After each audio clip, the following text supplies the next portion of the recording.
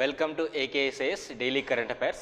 Last క్లాస్లో మనం discuss చేసుకున్నటువంటి క్వశ్చన్ ఏంటంటే ఇంగ్లీష్ ఛానల్ అనేటువంటిది ఏ కంట్రీని సపరేట్ చేస్తుంది, ఇంగ్లాండ్ మరియు ఏ కంట్రీని సపరేట్ చేస్తుంది. మీరు ఈజీగా ఇక్కడ పిక్చర్లో చూస్తే ఇంగ్లాండ్ ఇక్కడ ఉంది, ఇంగ్లీష్ ఛానల్ ఇదంతా కూడా ఇంగ్లీష్ ఛానల్, అండ్ ఫ్రాన్స్ దేశాన్ని సపరేట్ చేస్తుంది. సో ఆప్షన్ బి అనేది రైట్ అవుతుంది. అండ్ నెక్స్ట్ ఈరోజు టాపిక్ వచ్చేసి భారతదేశానికి సంబంధించినటువంటి స్పైసెస్ ఏవైతే మనం ఇప్పటి వరకు ఎక్స్పోర్ట్ చేస్తున్నామో సింగపూర్ మరియు హాంకాంగ్ లాంటి దేశాల్లో భారతదేశానికి సంబంధించినటువంటి స్పైసెస్ని బ్యాన్ చేయడం జరిగింది. ఎందుకు? యాక్చువల్గా ఇదే స్పైసెస్ పేరుతో 1500వ శతాబ్దంలో అంటే 1498 అనేటువంటి టైం పీరియడ్ మీరు తీసుకున్నట్టయితే మోడర్న్ హిస్టరీ పాయింట్ ఆఫ్ టైంలో ఇవే స్పైసెస్ కోసం పోర్చుగీస్ వారు అదేవిధంగా యూరోపియన్ దేశాలు అందరూ కూడా వరుస కట్టి భారతదేశానికి రావడం జరిగింది.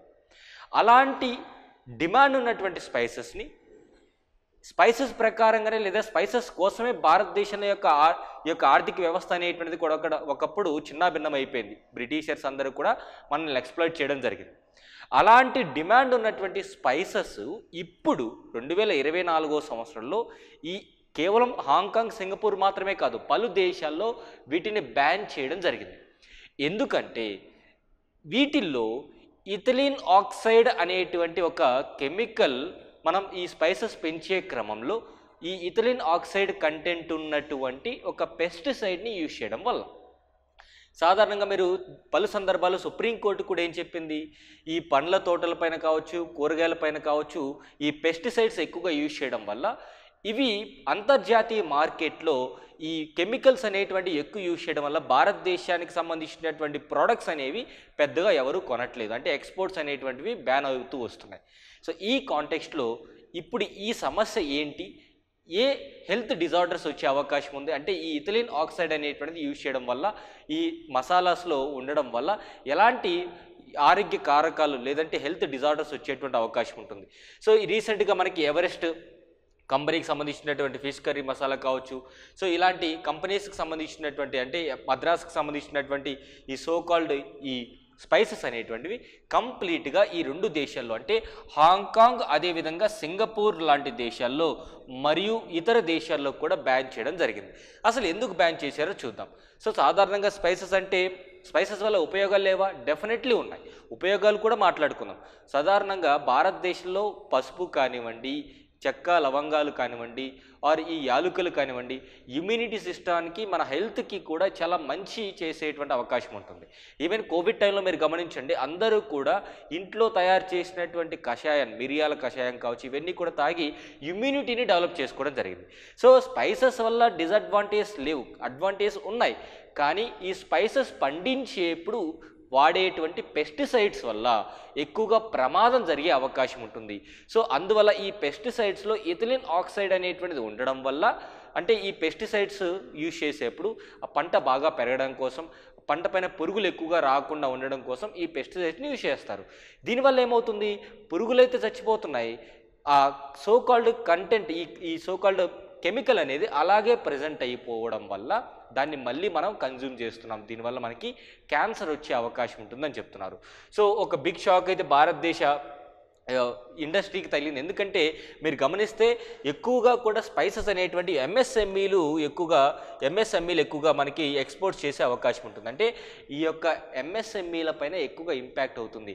అండ్ సదరన్ పార్ట్ ఆఫ్ ఇండియాలోనే స్పైసెస్ యొక్క ఇండస్ట్రీస్ చాలా ఎక్కువగా ఉంటాయి. ఎందుకు అంటే సౌత్ ఇండియాలోనే ఎక్కువగా స్పైసెస్ దొరికే అవకాశం ఉంటుంది కాబట్టి. నా రీసెంట్గా Everest food products private limited and MDH private limited ఎందుకు బ్యాన్ చేశారంట, ఈ స్పైసెస్లో ఏం కంటైన్ అవుతుంది అంటే కార్సియోజెనిక్ పెస్టిసైడ్ని యూజ్ చేయడం వల్ల ఇథిలిన్ ఆక్సైడ్ అనేటువంటిది దీంట్లో ఉండడం అనేది పెద్ద కారణం. మరి ఇథిలిన్ ఆక్సైడ్ అనేటువంటిది మనకి యూపీఎస్సీ కానివ్వండి స్టేట్ ఎగ్జామ్స్లో కూడా ఇథిలిన్ ఆక్సైడ్ అనేటువంటి దానికి సంబంధించి క్వశ్చన్ ఇస్తాడు. ఏ కంపెనీస్ని బ్యాన్ చేశారు, ఏ మసాలాలు బ్యాన్ చేశారు మనకు అనవసరం. సో ఈ కారకం అనేది ఈ కెమికల్ అనేటువంటిది ఉండడం వల్ల మనకి ఎక్కువగా నష్టం జరుగుతుంది. దీనివల్ల క్యాన్సర్ వస్తుంది. ఎలాంటి క్యాన్సరు? బ్రెస్ట్ క్యాన్సర్ వస్తుంది. అదేవిధంగా ఇతర డిఫెక్ట్స్ కూడా మనకు బాడీలో వచ్చే అవకాశం ఉన్నట్టుగా చెప్తున్నారు. నౌ ఈ ఇథిలిన్ ఆక్సైడ్ గురించి ఒకసారి చూద్దాం. ఇథిలిన్ ఆక్సైడ్ అనేటువంటిది మనకి ఎగ్జామినేషన్ పాయింట్ ఆఫ్ వ్యూలో ఎలా గుర్తుపెట్టుకోవాలి, ఏ అంశాలను గుర్తుపెట్టుకోవాలంటే రీసెంట్గా కండక్ట్ చేసినటువంటి సర్వే ప్రకారం United nations environmental protection agency EPA అంటామండి. సో వీళ్ళు ఏం చెప్పారంట, ఈపీఏ వాళ్ళు ఏం చెప్పారు అంటే యుఎస్ఏ వాళ్ళు ఈ ఇథిలిన్ ఆక్సైడ్ అనేటువంటిది ఏం చేస్తుంది, ఈ కెమికల్ వల్ల ఏమవుతుందంటే కార్సియోజెనిక్ ప్రాపర్టీస్ అనేటువంటి ఎక్కువగా ఉంటాయి. ఈ కార్సియోజెనిక్ ప్రాపర్టీస్ అనేటువంటివి ఎందుకు యూజ్ చేస్తారు అంటే స్పైసెస్ పండించేప్పుడు పెస్టిసైడ్గా యూజ్ అవుతాయి. అంటే పురుగులు ఎక్కువగా పట్టకుండా, పురుగులు ఎక్కువగా ఈ పంటను నష్టం చేయకుండా ఉండడం కోసం యూజ్ చేయడం జరుగుతుంది. ఎందుకు, రెడ్యూస్ మైక్రోబల్ కంటామినేషన్. ఈ యొక్క మైక్రోబ్స్ ఏవైతే ఉంటాయో పంట పైన వచ్చేటువంటి మైక్రోబ్స్, వాటిని కంటామినేషన్ కంప్లీట్గా వాటిని చంపేయడం కోసం ఈ కెమికల్ యూజ్ చేస్తున్నారు.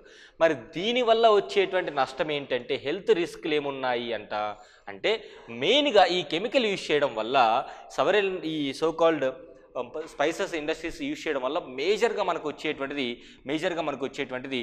బ్రెస్ట్ క్యాన్సర్ అండి. బ్రెస్ట్ క్యాన్సర్ అనేటువంటిది రావడం జరుగుతుంది. సో ఈ బ్రెస్ట్ క్యాన్సర్ అనేటువంటిది ఉమెన్ యొక్క హెల్త్ని బాగా తీవ్రంగా ఎఫెక్ట్ చేస్తుంది. అండ్ అదేవిధంగా బ్రెయిన్ డ్యామేజెస్ కానివ్వండి, నర్వస్ సిస్టమ్ యొక్క ఈ ఎఫెక్ట్స్ కావచ్చు, తర్వాత డిఎన్ఏకి సంబంధించినటువంటి సమస్యలు కూడా, ఇది చాలా చాలా తీవ్రమైనటువంటి అంశం.